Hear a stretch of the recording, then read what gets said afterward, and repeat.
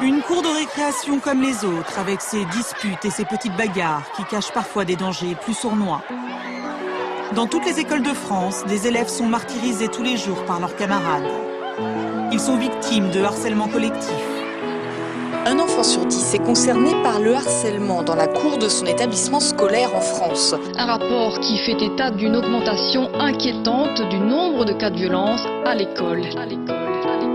Petite Émilie, 6 ans et demi, est l'unique fille d'une famille reconstruite. Une mère pour qui elle est toute sa vie, et un beau-père qui l'aime comme si elle était de lui. Si gentille, si belle, des yeux qu'ensorcelle. Pour ceux de sa mère, elle en était la prunelle. Elle ne pouvait pas vivre l'une sans elle. Leur relation était devenue plus que fusionnelle.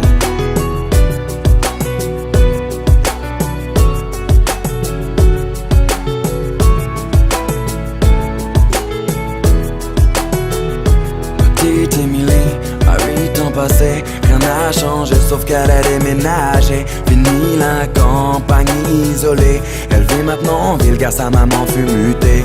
Une nouvelle école, de nouveaux amis, elle ne mit pas longtemps à s'adapter à cette vie. Du haut de ses 8 ans, on peut dire qu'elle est ravie, car tout va pour le mieux pour petite Émilie.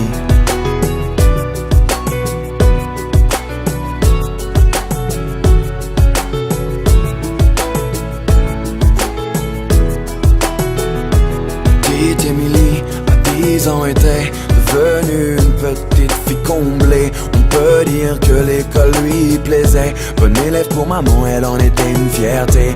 Un peu rondelette, de bonne petite joue. Elle essuie les critiques de quelques jaloux. Devant les profs, ils l'appelaient bouffe-tout. Mais ce ne sont que des enfants après tout.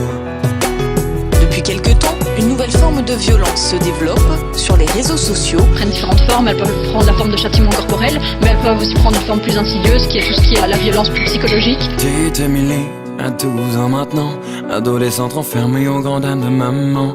Fini le joli visage souriant, c'est une petite fille maussade qu'elle est devenue à présent. Faut dire qu'au collège, tout avait changé. Trop d'élèves ne faisaient que de se moquer.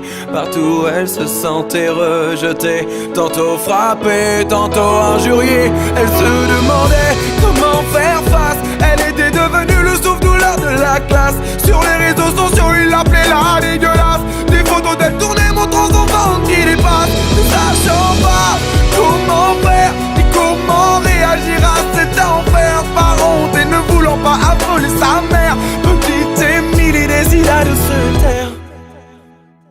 Mais un soir de décembre, petite Émilie rentra chez elle dénudée. Ses camarades, tous ensemble, l'avaient enfermée dans le vestiaire pour la doucher.